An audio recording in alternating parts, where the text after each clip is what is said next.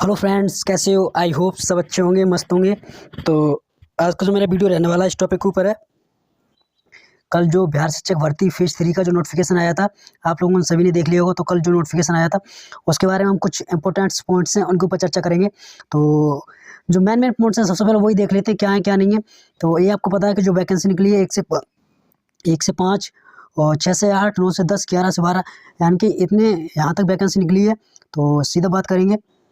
तो चलते हैं सीधा अपने वीडियो के ऊपर। आप जो ये वेबसाइट दे रखी है, ये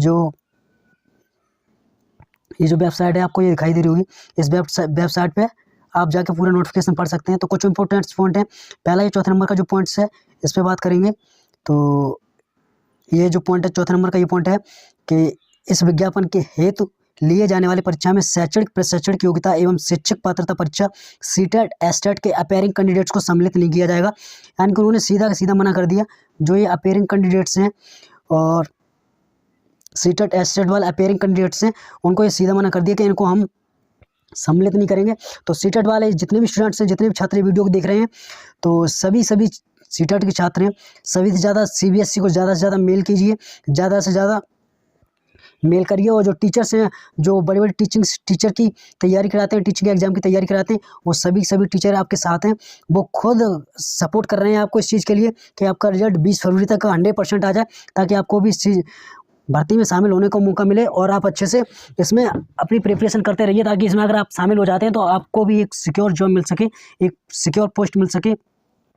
तो इम्पोर्टेंट पॉइंट यही था कि इस विज्ञापन हेतु लिए जाने वाली परीक्षा में शैक्षणिक योग्यता एवं प्रशिक्षक पात्रता परीक्षा सीटेट एस्टेट अपेयरिंग कैंडिडेट को सम्मिलित नहीं किया जाएगा। पहला ये इंपॉर्टेंट पॉइंट यही है, इस बात को आपको ध्यान रखना है। एस्टेट वालों का तो एग्जाम ही नहीं हो पाएगा, तो बेचारे कहाँ शामिल हो पाए। उसके बाद आते हैं यहाँ जो पॉइंट नंबर 2 है, यहाँ जो पॉइंट नंबर, इस पर कुछ बात करेंगे। तो इस पर जो बात करेंगे, तो यहाँ भारत का पहला ऑप्शन है, भारत का वो नागरिक होना चाहिए। बिहार में जो आवेदन करेगा पहला वो भारत का नागरिक होना चाहिए। दूसरा, विद्यालय अध्यापक के पद पर नियुक्त हेतु राष्ट्रीय अध्यापक शिक्षा परिषद द्वारा समय समय पर निर्धारित शैक्षणिक एवं प्रशिक्षण योग्यता धारित करता हो। यानी कि भारत के अंदर जितने भी यूनिवर्सिटी कॉलेज हैं, जहाँ से जिन लोगों ने डिप्लोमा किया था शैक्षणिक का, शैक्षिक लिया था, तो वो सभी लोगों का डिप्लोमा होना चाहिए और वो भारत में ही होना चाहिए। ये नहीं कि भारत के बाहर से कहीं करके आए हो या कुछ भी, अपने भारत के अंदर जो डिप्लोमा किया हो शिक्षक भर्ती का, तो वो डिप्लोमा होना चाहिए। विशेष विद्यालय अध्यापक, यानी कि भारतीय पुनर्वास परिषद के अनुरूप अनुमान होगा। तो आपने जो शिक्षक योग्यता की हो वो भारत के अंदर की हो, राज्य सरकार अथवा केंद्र सरकार द्वारा समय समय पर आयोजित शैक्षिक पात्रता परीक्षा में उत्तीर्ण ये हो। राज्य सरकार, जो केंद्र सरकार, जैसे केंद्र सरकार सीटेट कराती है, राज्य सरकार अपना, जैसे बिहार सरकार है वो बीटेट कराती है, उत्तर प्रदेश सरकार है वो यूपीटेट कराती है, और राजस्थान सरकार है वो रीट कराती है। तो जितने भी एग्जाम होते हैं तो वो राज्य सरकार या केंद्र सरकार द्वारा जो समय समय पर परीक्षाएं होती है, शिक्षक पात्रता परीक्षा होती है, वो उत्तीर्ण होना जरूरी है, कंपलसरी है जब आप आवेदन करो। और यहाँ बात करते हैं ए नंबर की। तो शिक्षा विभाग एवं अनुसूचित जाति एवं अनुसूचित जनजाति कल्याण विभाग के विद्यालय अध्यापकों कक्षा 1 से 5 के लिए सीटेट पेपर 1 अथवा बीटेट पेपर 1 होना चाहिए। यानी कि जो बिहार के कैंडिडेट होंगे जो 1 से 5 तक आवेदन करेंगे तो उनका बीटेट होना चाहिए। अगर बीटेट नहीं है तो सीटेट पेपर 1, यानी कि दोनों का सीटेट पेपर 1 होना चाहिए। यानी कि जो 1 से 5 के लिए जो आवेदन करेंगे उनका सीटेट 1 क्वालिफाई होना चाहिए, और जो बिहार के कैंडिडेट हैं तो उनका बीटेट पेपर 1 क्वालिफाई होना चाहिए। तो दोनों कैंडिडेट अदर स्टेट वाले होंगे तो वो उनके पास सारे के जितने अदर कैंडिडेट्स होंगे वो सारे के सारे सीटेट पास पेपर 1 होना चाहिए उनका। और जो बिहार के हों, अगर सीटेट बिहार के कैंडिडेट स्पेशल बिहार के हों तो अगर उनका सीटेट पेपर 1 है तब भी वो क्वालिफाई है, और अगर बीटेट पेपर 1 है तब भी वो क्वालिफाई है। उस स्थिति में बिहार के लिए बीटेट और सीटेट कोई भी एक हो आपका चल जाएगा, और अदर स्टेट के लिए तो सीटेट तो आपका पेपर 1 कंपलसरी है, पास करना कंपलसरी। तो ये पॉइंट मैंने आपको बता दिया। इसके बाद हम बात करेंगे तो जो नेक्स्ट पॉइंट है हमारा कि मध्य विद्यालय कक्षा 6 से 8 के अध्यापकों, ये जो है मध्य विद्यालय कक्षा मध्य विद्यालय कक्षा 6 से 8 के अध्यापकों के लिए सीटेट पेपर 2 अथवा बीटेट पेपर 2। तो वही स्थिति यहाँ पर भी आपको दिखाई दे रही होगी कि जो सीटेट पेपर 2 और बीटेट पेपर 2 जो 6 से 8 के लिए फॉर्म भरेंगे, इसमें डीएलएड वाले भी शामिल होते हैं, बीटीसी वाले शामिल होते हैं। तो जो बिहार शिक्षक पात्रता परीक्षा होती है, अगर आपने बिहार के कैंडिडेट हो, बीटेट पेपर 2 क्वालिफाई किया है और सीटेट भी 2 क्वालिफाई किया, दोनों में से एक दे सकते हो। लेकिन अदर स्टेट के जो कैंडिडेट्स आएंगे उन्हें सीटेट पेपर टू क्वालिफाई उनका होना चाहिए, तो आप 6 से 8 तक के लिए आवेदन करने के लिए एलिजिबल हो, आवेदन कर सकते हो। तो वही बात करें, माध्यमिक विद्यालय कक्षा 9 से 10 अध्यापकों एवं कक्षा 6 से 10 अनुसूचित जात एवं अनुसूचित जनजाति कल्याण विभाग के अध्यापकों तथा विशेष विद्यालय अध्यापकों कक्षा 9 से 10 के लिए एस्टेट पेपर 1 होना चाहिए आपको यहाँ पर। तो ये बात समझ में आई आपको। इसके बाद में हम बात करें यहाँ पे शिक्षा विभाग के ज्ञापन 581 दिनांक 17/6/2023 के आलोक में स्पष्ट किया जाता है कि सीटेट अभ्यर्थियों के लिए बीटेट 2017 के लिए लागू प्रावधान अनुसार सामान्य कोटि के अभ्यर्थी को न्यूनतम 60%, यानी कि जो सामान्य कोटि का जनरल कैंडिडेट है उसका न्यूनतम 60% होना चाहिए, और प्रतिशत अंक पिछड़ा वर्ग, अत्यंत पिछड़ा वर्ग एवं सामान्य कोटि की महिला उम्मीदवार को, यानी कि जो महिलाओं के लिए उन्हें 55% होना चाहिए, अनुसूचित जनजाति एवं निःशक्त कोटि के उम्मीदवारों का 50% होना चाहिए। ये जो आपको दिखाई दे रहा है सामान्य जो जनरल कोटि के हैं, जो अगर सीटेट उनका पेपर है तो उस हिसाब से सीटेट हो चाहे बीटेट हो, जनरल है उन्हें 90 नंबर कम से कम उनके होने चाहिए, सीटेट हो चाहे बीटेट हो दोनों में, और 82 नंबर अगर सामान्य कोटि की महिला उम्मीदवार, ये जो सामान्य कोटि की महिला उम्मीदवार है ये बिहार के लिए बोला गया, बिहार की जो वो महिला हैं उनके लिए 55%, यानी कि अगर सामान्य कोटि की हैं तो 82 नंबर उनका बीटेट में चलेगा, सीटेट में तो 90 नंबर कंपलसरी है, चाहे सीटेट में बिहार लेवल का हो चाहे अदर स्टेट का कैंडिडेट हो तो उसमें 90 नंबर सीटेट में कंपलसरी है। ये आपको पॉइंट समझ में आया होगा। अब सीधा बात करते हैं, यहाँ जो पॉइंट है शिक्षा विभाग के अनुसूचित जाति अनुसूचित जनजाति कल्याण कक्षा 1 से 5 के पद नियुक्ति हेतु शैक्षणिक एवं प्रशिक्षण योग्यता, यानी कि जो आपने डिप्लोमा किया हो, जो आपने किसी भी स्कूल से बीटीसी बीएड बीटीसी डीएलएड 2 वर्ष का डिप्लोमा, मतलब जिस स्टेट में 2 वर्ष का डिप्लोमा होता कोई भी नाम दिया हो उसका किया हो, उसमें कम से कम आपके 50% अंक होने चाहिए। तो ये पहला पॉइंट ये है। दूसरा पॉइंट ये है न्यूनतम 45 अंकों के साथ उच्चतर माध्यमिक अथवा इसके समकक्ष एवं प्राथमिक शिक्षा शास्त्र में 2 वर्षीय डिप्लोमा चाहे कोई भी नाम दिया हो, राष्ट्रीय अध्यापक शिक्षा परिषद मान्यता, यानी कि राष्ट्रीय शिक्षक परिषद यानी कि सीबीएसई द्वारा मान्यता प्राप्त हो, जो आपने डिप्लोमा किया हो, न्यूनतम 45% अंक अनिवार्य उसमें आपके होने चाहिए। तो ये पॉइंट है कुछ, और एक ये पॉइंट कंपलसरी है आपको, ये आपको मैं बता दे रहा हूँ नोट। शिक्षा विभाग बिहार के पत्रांक 22-23 दिनांक 7/12/2023 के आलोक में NIOS द्वारा प्रदत्त 18 महीने डीएलएड की उपाधि मान्य नहीं होगी। यहाँ आपको मेंशन कर दिया जो डीएलएड वाले स्टूडेंट कैंडिडेट्स हैं उनके लिए बिल्कुल मना कर दिया कि आप 18 महीने का जो आपने कोर्स किया बिल्कुल वैलिड नहीं है, उसे अनवैलिड कर दिया गया है। तो आप जो NIOS वाले छात्र हों वो ध्यान से इस बात को समझें, उनके लिए खास पॉइंट है, उन्हें बाहर कर दिया गया है। और इसके बाद में हम देखें तो जो इंपॉर्टेंट पॉइंट्स हम वही बता दे रहे हैं, बाकी आप बीपीएससी की साइट पे पूरा का पूरा आप अच्छे से नोटिफिकेशन एक बार पढ़ लेना, जो मेन पॉइंट्स हैं हम सिर्फ उसी को आपको बता दे रहे हैं क्या क्या है।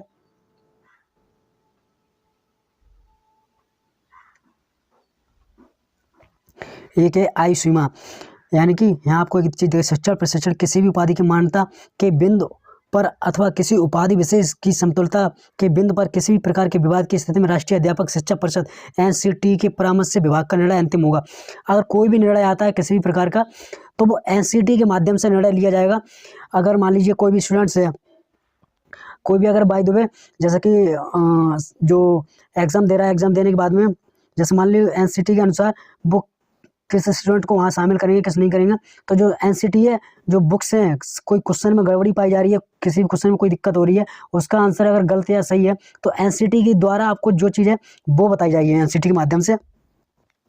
तो इसके लिए आपको निश्चिंत रहना है कि जो कोई भी अगर लास्ट जो होगा वो NCT निर्धारित करेगी कि NCT का ये भी है कि जिसके NCT के माध्यम से जो बीएड शामिल हुआ था तो NCT के माध्यम से जब सुप्रीम कोर्ट में फैसला पहुंचा था तो जब NCT हार गई थी तो यहाँ से सीधा बात की गई है कि जो परामर्श विभाग का निर्णय अंतिम होगा NCT के माध्यम से, कोई भी अगर निर्णय होगा तो NCT के माध्यम से अंतिम होगा। पहला आयु सीमा, सभी पदों पर नियुक्त हेतु न्यूनतम एवं अधिकतम उम्र सीमा की कट ऑफ 1/8/2023 शिक्षा विभाग के अनुसूचित जाति एवं अनुसूचित जनजाति कल्याण विभाग के विद्यालय अध्यापक कक्षा 1 से 5 एवं शिक्षा विभाग के मध्य विद्यालय कक्षा 6 से 8 के अध्यापक के लिए कट ऑफ तिथि 1/0/1/8/2023 को अभ्यर्थी न्यूनतम 18 वर्ष यानी कि 18 वर्ष आपकी होनी चाहिए, और 18 वर्ष के साथ साथ अभ्यर्थियों की जो उपरोक्त यहाँ एक आपको पॉइंट दिखाई दे रहा है, यहाँ जो 3 नंबर का पॉइंट है, उपरोक्त सभी पदों के लिए अधिकतम आयु अनुसूचित पुरुष जो 37 वर्ष होनी चाहिए, और जो जनरल है 37 वर्ष होनी चाहिए। पिछड़ा वर्ग अत्यंत पिछड़ा वर्ग पुरुष एवं महिला एवं अनारक्षित महिला उनकी 40 वर्ष होनी चाहिए, और उसके बाद अनुसूचित जाति अनुसूचित जनजाति के लिए महिला जो उसके लिए 42 वर्ष की आयु रखी गई है। इसमें 42 वर्ष तक लोग आवेदन कर सकते हैं। और जो आपकी जॉब होगी वो 60 वर्ष निर्धारित की गई है, यहाँ 60 साल लिखी है, 60 साल निर्धारित की गई है। तो इसकी आपको बेफिक्र कोई टेंशन नहीं लेनी है, 60 वर्ष तक आपको जॉब मिलेगी। तो आगे हम कुछ पॉइंट से देख लेते हैं क्या क्या इम्पोर्टेंट्स। और यहाँ बात करें चयन प्रक्रिया की किस तरीके से, तो कौन कौन सी आपको यहाँ आपको जो 1 से 5 तक यहाँ आपको लिखा है प्राथमिक विद्यालय कक्षा 1 से 5 के लिए, जो राइट हैंड में लिखा है 1 से 5 के लिए, तो यह पत्र दो भाग में होंगे, यथा भाग 1 एवं भाग 2। तो भाग पहला में क्या आपको पूछा जाएगा, अंग्रेजी यानी कि लैंग्वेज पूछी जाएगी, अंग्रेजी, हिंदी, उर्दू, बंगला जो होगी एक लैंग्वेज पूछी जाएगी। लैंग्वेज पूछने के साथ साथ उसमें कम से कम आपको 30% अंक ले आना है, यानी कि 30 नंबर की पूछी जाएगी, 30% यानी कि आपको 30% अंक लाना, यानी कंपलसरी। अगर आप पहला लैंग्वेज का पेपर क्वालिफाई नहीं करते हो तो आपका जो भाग सेकंड है वो आपका चेक नहीं किया जाएगा, आप पहले में डिस्क्वालीफाई हो जाओगे। तो आपको पहला पेपर लैंग्वेज का कंपलसरी पास करना है। तो आपको ये याद रखना, लैंग्वेज का पेपर इतना हार्ड नहीं आता, इजी आएगा, कोई दिक्कत नहीं, आप आराम से 30 नंबर कर लें। 120 नंबर जो 1 से 5 तक 120 नंबर का भाग सेकंड में आएगा, सामान्य अध्ययन। इसमें क्या क्या आएगा, ध्यान से सुनना मेरी बात को। प्राथमिक गणित आएगा, मानसिक क्षमता आएगी, मानसिक क्षमता परीक्षण आएगा यानी कि रीजनिंग आएगी, सामान्य जागरूकता यानी कि जनरल नॉलेज आएगी, सामान्य विज्ञान आएगी यानी कि साइंस आएगी, फिजिक्स केमिस्ट्री बायो, ये जो 1 से 5 तक फिजिक्स केमिस्ट्री बायो के जो क्वेश्चन होते हैं छोटे छोटे वो आएंगे, सामाजिक विज्ञान आएगी, भारतीय राष्ट्रीय आंदोलन आएगा, भूगोल और पर्यावरण शामिल होंगे। इसमें इतनी चीज शामिल होगी, 120 में टोटल इतनी चीज शामिल होंगी। वो कहाँ शामिल होगी, उपरोक्त विषय पत्रों के पाठ्यक्रम SCERT NCERT से संबंधित होंगे, यानी कि जो प्रश्न पत्र आपके बनाए जाएंगे, जैसे कि साइंस के NCERT की आपको किताब पढ़नी है और EVS NCERT के माध्यम से पूछ जाएगी, मैथ NCERT का। लेकिन जो यहाँ एक चीज़ और देखने वाली बात है, यहाँ जो लिखा है आपको सामान्य अध्ययन पत्र के पाठ्यक्रम SCERT से संबंधित होंगे, लेकिन इसका स्तर उम्मीदवार है तो निर्धारित न्यूनतम अर्हता के आलोक में होगा। यहाँ आपको एक चीज़ दिखाई दे रही होगी कि SCERT यानी कि जो सामान्य अध्ययन होगा, जो जनरल नॉलेज होगी, जैसे कि सामाजिक विज्ञान हो गया, जैसे कि भारतीय राष्ट्रीय आंदोलन हो गया, पर्यावरण हो गया, ये आपको जो बिहार की SCERT की बुक्स है ना, आपको ये पूरा पूरा वहाँ से पेपर मिलेगा, पूरा पूरा वहीं से सिलेबस। तो आपको SCERT जो बिहार की SCERT बुक्स हैं उन पर ज़्यादा से ज़्यादा फोकस करना है, आपको उनसे ज़्यादा नंबर मिलेंगे। ये हो गया मेरा। अब बात करेंगे वहीं शिक्षा विभाग के अंतर्गत मध्य विद्यालय के अध्यापकों के लिए 6 से 8 के लिए भाग 3 है। भाग यहाँ लिखा है आपको, यहाँ आपको दिखाई दे रहा होगा इस तरीके से, भाग फर्स्ट, भाग सेकंड एवं भाग थर्ड। तो भाग फर्स्ट में भाषा, यानी कि यहाँ भी लैंग्वेज पूछी जाएगी, 30 नंबर, यहाँ 30 नंबर लाना। लैंग्वेज तीनों जो पेपर होंगे लैंग्वेज कंपलसरी है, 30 नंबर की लैंग्वेज होगी, तीनों में 30% लाना कंपलसरी है। मेन पॉइंट आता है 40 नंबर का। अब भाग सेकंड में 40 नंबर का पूछा जाएगा, तो 40 नंबर का क्या पूछा जाएगा, सामान्य अध्ययन होगा, प्राथमिक गणित होगा, सामान्य जागरूकता होगा, सामान्य विज्ञान यानी कि साइंस होगी, भारतीय राष्ट्रीय आंदोलन या भूगोल शामिल होंगे। तो भाग सेकंड में आपको गणित, रीजनिंग, जनरल नॉलेज, साइंस, भारतीय राष्ट्रीय आंदोलन, ये सब आपके शामिल होंगे। और वहीं बात करें इसकी क्या कहते हैं, भाग थर्ड की, तो भाग थर्ड में आपको क्या होगा, भाग थर्ड में मध्य विद्यालय के अध्यापकों के लिए एक विषय पत्र होगा, उम्मीदवार द्वारा इन पत्रों से किसी एक पत्र का चुनाव किया जाना है, गणित एवं विज्ञान, सामाजिक विज्ञान एवं हिंदी, उर्दू, संस्कृत, अंग्रेजी। आपने जो ग्रेजुएशन किया, ग्रेजुएशन में आपके पास में जो सब्जेक्ट रहा होगा वो आपका सब्जेक्ट अनिवार्य है। आपके पास में एक सब्जेक्ट का पेपर होगा, और वो सब्जेक्ट का जब पेपर होगा तो वो 80 नंबर का पेपर होगा। आपका जो सब्जेक्ट होगा, सब्जेक्ट 80 नंबर का होगा, वो सब्जेक्ट की नॉलेज पूछी जाएगी। वो बात करें तो यहाँ भी उपरोक्त विषय के पत्रों पाठ्यक्रम SCERT NCERT से, यहाँ लिखा है SCERT NCERT से संबंधित होंगे, लेकिन इसका स्तर उम्मीदवार है, जो उम्मीदवार की क्वालिफिकेशन है उसके हिसाब से SCERT NCERT से बुकों से पूछा जाएगा। तो यहाँ आपको दिखाई दे रहा होगा, पहला भाग फर्स्ट 30, भाग सेकंड 40, भाग थर्ड, यानी कि जो भाग फर्स्ट 30 नंबर का होगा वो लैंग्वेज होगी, भाग सेकंड जो होगा वो सामान्य अध्ययन, भाग सेकंड का वो सामान्य अध्ययन, और भाग जो थर्ड 80 नंबर का पूछा जाएगा वो आपके सब्जेक्ट का पूछा जाएगा। तो इतनी नॉलेज आपको बताई मैंने। अब इसके बाद में हम सीधा चलते हैं, जो आपको कुछ मेन फैक्ट्स बता देंगे। यहाँ आपको दिखाई दे रहा होगा, भाषा अर्हता भाग फर्स्ट क्वालिफाइंग होगा, यानी कि आपको यहाँ साफ साफ मेंशन कर दिया है, जो ये आपका दिखाई दे रहा, यहाँ जो आपका दिखाई दे रहा होगा ये वाला, यहाँ सीधा दिखाई क्वालिफाइंग होगा। जो भाग फर्स्ट होगा, जो क्वालिफाइंग लैंग्वेज का होगा, वो सिर्फ क्वालिफाइंग होगा, उसका कोई नंबर नहीं जुड़ेगा। जो आपका नंबर जुड़ेगा भाग सेकंड का जुड़ेगा, भाग थर्ड का, उसी के हिसाब से आपकी कट ऑफ बनाई जाएगी, उसी के हिसाब से आपकी मेरिट लिस्ट बनाई जाएगी। और इसमें बात करें सभी विद्यालय अध्यापकों के लिए ली जाने वाली लिखित परीक्षा वस्तुनिष्ठ एवं बहुविकल्पी यानी कि बहुविकल्पी MCQ ऑब्जेक्टिव होगी, आधारित होगी। प्रत्येक गलत उत्तर के लिए ऋणात्मक अंक यानी कि निगेटिव मार्किंग नहीं है। आपको सारे क्वेश्चन करके आने, ऐसा नहीं है कोई क्वेश्चन आपको छोड़ के आना, कोई आपको छोड़ के नहीं आना, और निगेटिव मार्किंग आपकी नहीं होगी। पहला पेपर होगा क्वालिफाइंग का। अब यहाँ पढ़ते हैं जी, नोट लिखा है, बिहार राज्य विद्यालय अध्यापक नियमावली 2023 की कड़का 7.5 के आलोक में परीक्षा के लिए अर्हतांक नियत करने की विवेदा अधिकार आयोग को होगा। क्रमिक एवं प्रशासनिक सुधार विभाग के संकल्प। यहाँ से स्टार्ट करते हैं। यहाँ जो लिखा है सामान्य वर्ग के उम्मीदवार को 40% यानी कि जो जनरल होंगे उन्हें 40%, पिछड़ा वर्ग के उम्मीदवारों को 36 यानी 36.5%, अत्यंत पिछड़ा वर्ग के उम्मीदवारों को 34%, अत्यंत जो पिछड़ा वर्ग है उन्हें 34%, अनुसूचित जाति व अनुसूचित जनजाति महिलाओं निःशक्त दिव्यांग उम्मीदवारों को 32%। न्यूनतम अनिवार्य होगा, अन्यथा वे परीक्षा से बाहर हो जाएंगे। यहाँ आपको एक बात समझ में आई, जो मेन पेपर होगा लैंग्वेज सेकंड लैंग्वेज थर्ड का, उसमें आपको जो जनरल होंगे उन्हें 40%, जो पिछड़ा वर्ग होगा उन्हें 36.5% यानी कि 36% अंक लाने हैं। अत्यंत पिछड़ा वर्ग होगा उन्हें 34%, और अनुसूचित जाति अनुसूचित जनजाति महिलाएं और जो दिव्यांग होते हैं निःशक्त होते हैं उन्हें 32% लाना है। अगर आप नहीं लेके आते हो तो यहाँ आपको दिखाई दे रहा होगा अन्यथा वे परीक्षा से बाहर हो जाएंगे, यानी कि वो परीक्षा से उन्हें बाहर कर दिया जाएगा। ठीक है, बात समझ में आई अच्छे से, आपको मेरा लिस्ट में नहीं होगा। यहाँ आपको एक चीज़ और दिखाई दे रही है 7 निम्नलिखित संशोधन परंतु कुल रिक्तियों। यहाँ आपको एक चीज़ और दिखाई दे रही है, यहाँ जो लिखा है कुल रिक्तियों, नीचे इसके जस्ट नीचे ये लिखा है कुल रिक्तियों अथवा कुल अभ्यर्थियों दोनों में से जिसकी संख्या कम हो उसके कम से कम 75% तक निम्न तक पूर्णतः, यानी कि ज़्यादा से ज़्यादा नंबर और कम से कम नंबर, यानी कि जो स्टूडेंट 75% कट ऑफ 75% नंबर लाने के बाद भी कट ऑफ से ऊपर निकल रहा है उन्हें तो शामिल किया जाएगा। और 75% जो न्यूनतम यानी कि कम अंक लेके आ रहे हैं, अगर 75% सीटें हमें फुल फिल करनी है, यानी कि चाहे वो नंबर ज़्यादा लेके आए और अगर उससे थोड़ा बहुत कम भी नंबर होंगे, अगर 75% स्टूडेंट नहीं मिल रहे हैं जो पास हुए, उनमें अगर नहीं मिल रहे 75%, तो जो नीचे के स्टूडेंट हैं उन्हें भी लिया जाएगा, यानी कि उन्हें 75% सीट अपनी फुल फिल करनी है। ये बात आपको समझ में आई हो। आगे चलते हैं। यहाँ आपको एक चीज़ और है, जो मेधा सूची यहाँ लिखा है, मेधा सूची इसको अच्छे से पढ़ेंगे। शिक्षा विभाग अनुसूचित जाति एवं अनुसूचित जनजाति कल्याण विभाग के अंतर्गत विद्यालय अध्यापकों के लिए मेधा सूची निर्धारण। लिखित परीक्षा की कुल प्राप्तांक भाग सेकंड एवं थर्ड के आधार पर आयोग सफल अभ्यर्थियों की औपबंधिक मेधा सूची तैयार करेगा। यहाँ आपको क्या दिखाई दे रहा है, भाग सेकंड और थर्ड। यहाँ आपको दिखाई भाग सेकंड एवं थर्ड के आधार पर आयोग सफल अभ्यर्थियों की औपबंधिक मेधा सूची, यहाँ लिखा मेधा सूची तैयार करेगा।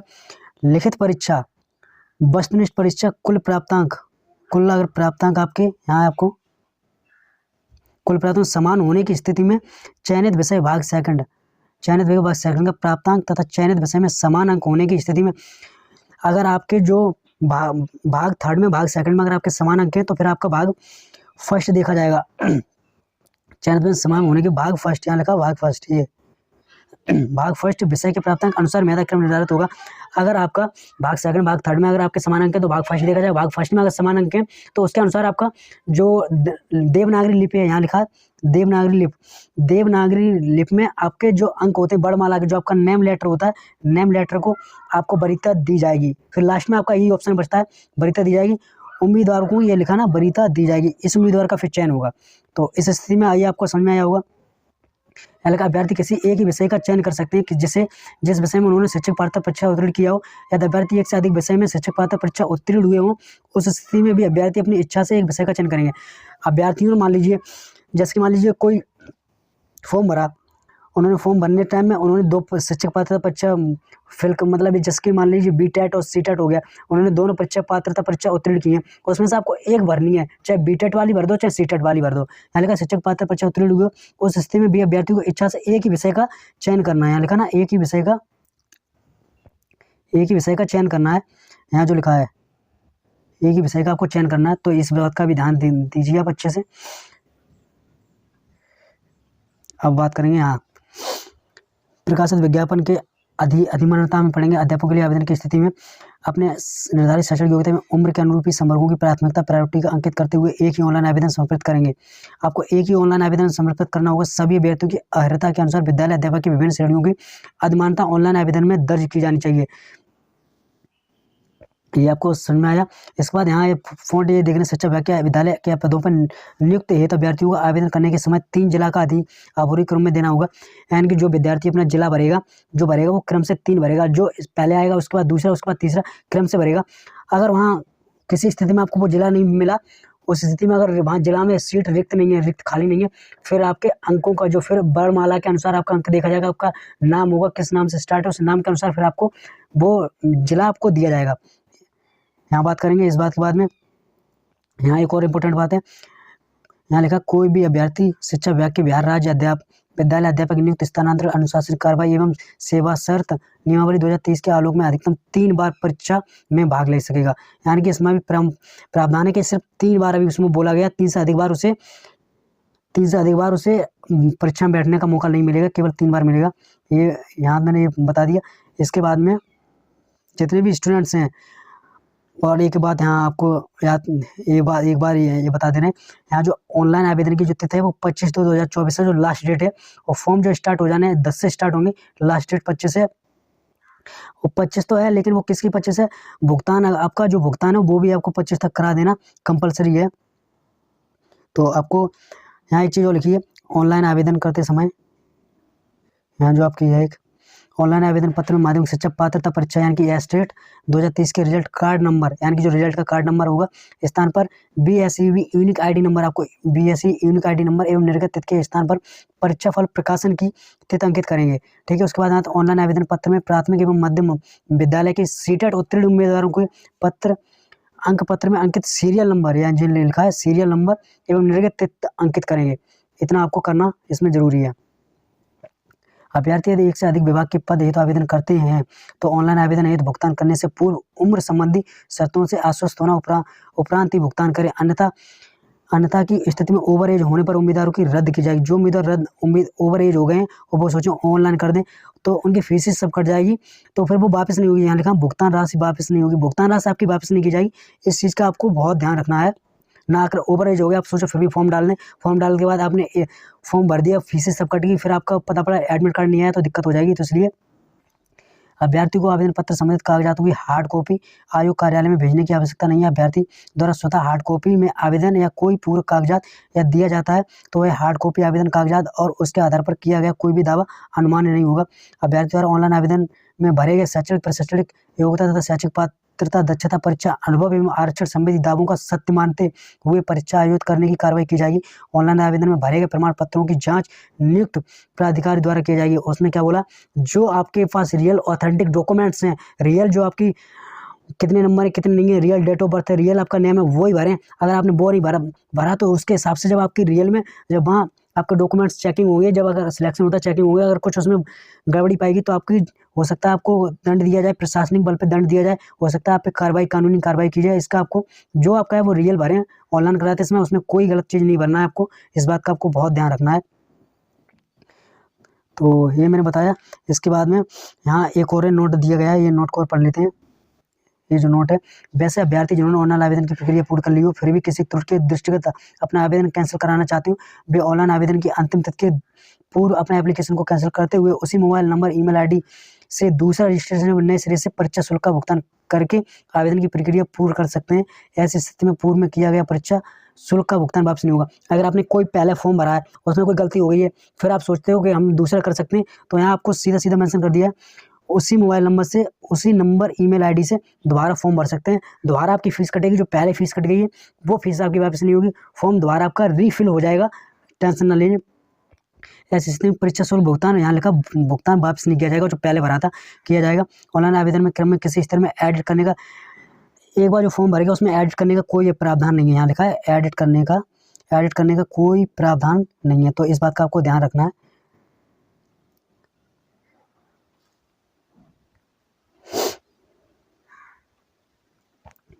और उसके बाद में फिर आप पूरा अच्छे से एक बार एनालिसिस कर लेना। इसकी जो लिंक है मैं डिस्क्रिप्शन में दे दूंगा, आप डाउनलोड कर लेना नोटिफिकेशन, पूरा नोटिफिकेशन एक बार आपको अच्छे से पढ़ना है। ये नहीं आपने नोटिफिकेशन नहीं पढ़ा, पढ़ने के बाद आप ऑनलाइन कराने सीधा चले गए। तो सभी स्टूडेंट्स में एक बार जरूर कहना चाहूँगा कि जितने भी स्टूडेंट्स हों एक बार नोटिफिकेशन को अच्छे से पढ़ें, एक बार 2 बार पूरा पढ़ने के बाद तभी जाएँ आवेदन करने के लिए, यानी कि पढ़ा नहीं उससे पहले आवेदन करने पहुँच गए। तो जितने भी स्टूडेंट्स नए हो तो चैनल को सब्सक्राइब कर दें ताकि टीचिंग से रिलेटेड जितनी भी वीडियो बनाऊँ ऑथेंटिक सबसे पहले नोटिफिकेशन आपके पास पहुँचे। Thank you so much, wish you all the best. और वीडियो को ज़्यादा से ज़्यादा शेयर करें ताकि आपके दोस्तों को भी ये नॉलेज मिल सके और उनसे कोई गलती ना हो सके। Wish you all the best, thank you so much.